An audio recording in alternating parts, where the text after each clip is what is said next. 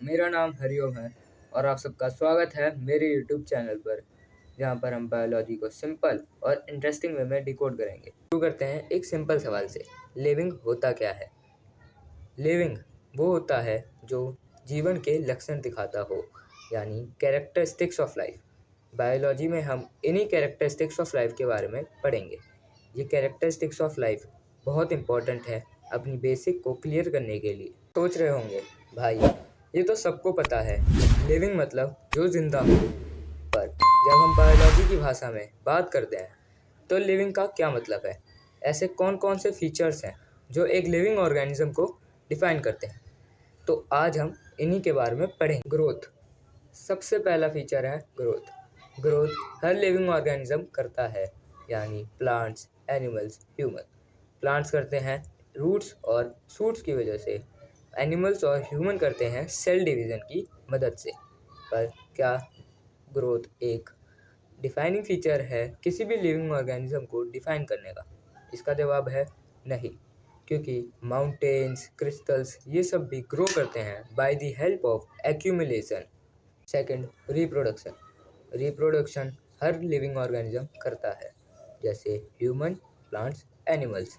हर reproduction करने वाले organism अपने जैसे न्यू लाइफ को जन्म देते हैं। रिप्रोडक्शन एसेक्सुअल और सेक्सुअल तरीके से होते हैं, पर इसकी भी एक एक्सेप्शन है। एक्सेप्शंस ये है कि infertile human, worker honey bee ये सब रिप्रोड्यूस नहीं कर पाते। तो क्या इसका मतलब जिंदा नहीं है?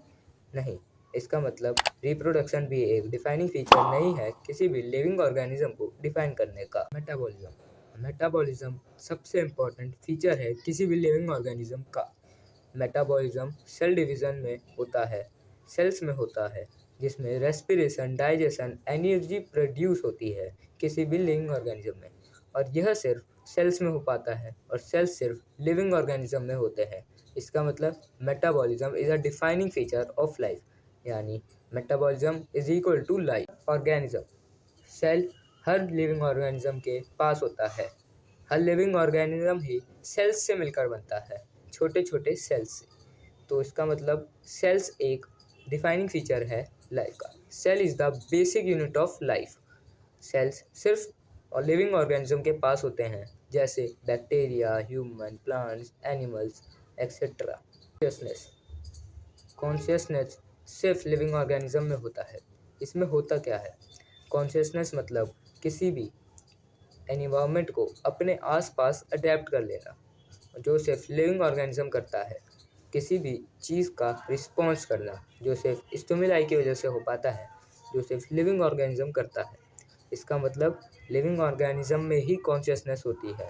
इसका मतलब ये है कि consciousness is a defining feature of living organism. ये तो सिर्फ एक शुरुआत थी बायोलॉजी के सफ़र की। आगे हम नई नई वीडियोज़ में और अच्छे टॉपिक्स को कवर करेंगे और उनको अच्छे से डिकोड करेंगे। तब तक के लिए चलता हूँ। अगर आपको ये वीडियो हेल्पफुल रही होगी तो इस वीडियो को लाइक ज़रूर करें, कमेंट में अपना फीडबैक ज़रूर लिखें और सब्सक्राइब कर लें मेरी नई वीडियो के लिए। तब तक के लिए बाय बाय, पढ़ते रहिए।